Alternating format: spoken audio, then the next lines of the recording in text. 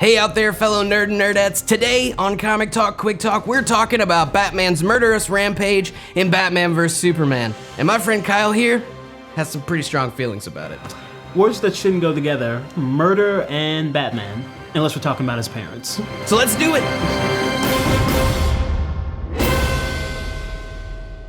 Before we get any further, I just want to really quickly say a few things. If you haven't seen Batman vs Superman yet, then you're really probably okay at this point. Jeff Johns now has the power in his hands to either make the DC universe amazing or absolutely completely mess everything up. Not that Snyder didn't already destroy and sour our dreams completely. Having Johns does mean some amazing things though for the future of DC's cine universe. For one, Johns knows these characters much better than Snyder ever could. For those of you who don't know Johns' work in the comic book world, he's worked on so many great stories over the years, including but seriously not limited to the Flashpoint story, Brightest Day, and he currently just published DC Universe Rebirth #1, which he says if you're not satisfied, he'll give you your money back. In all of this cinematic mess, don't mention Lex Luthor.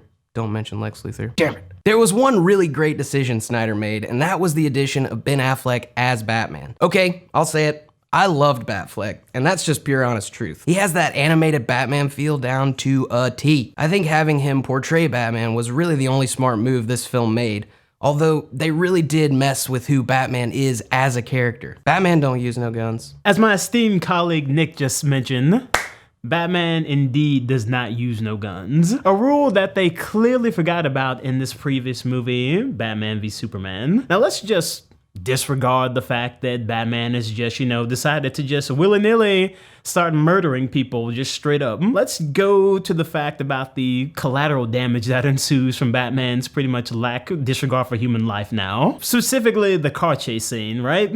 Batman hops in his car, pulls out two of the hugest, most enormous Gatling guns from his car, and just starts firing basically at random and missing a bunch and pretty much hitting everything except for his target in those cars. God knows how many innocent bystanders were murdered in just that one scene, completely disregarded by Batman. Let's talk about the grappling hook car sequence real fast. Batman's chasing the bad guys, as always. He shoots the grappling hook from his car. Since his car's more powerful, he just drags the car with it. That's fine, like if he's just, making gentle turns. No. Batman is power drifting in the corners, dragging a car right behind him as the car is being thrown into buildings. Now, I guess we could, make the argument just oh, it was night. Those buildings are probably empty.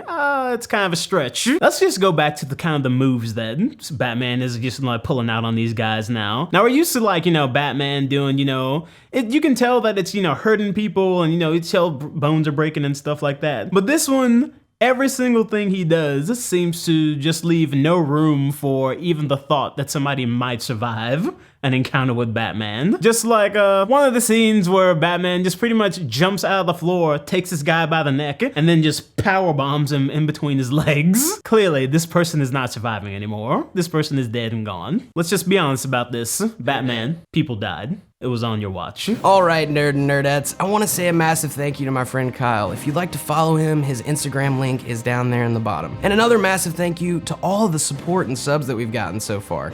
It's great to see that a community is starting to be built. Stick around after the show and follow the link at the bottom to our Comic Talk Quick Talk after show, where Kyle and I are gonna really dig into our problems with the movie. Coming up over the next day or so, we're gonna have our very first comic collection submission. I'm super excited to show you guys this collection because it just so happens to fall on our episode about Star Wars. If you would like to have your comic collection featured on an episode, send us a video or picture on our Facebook.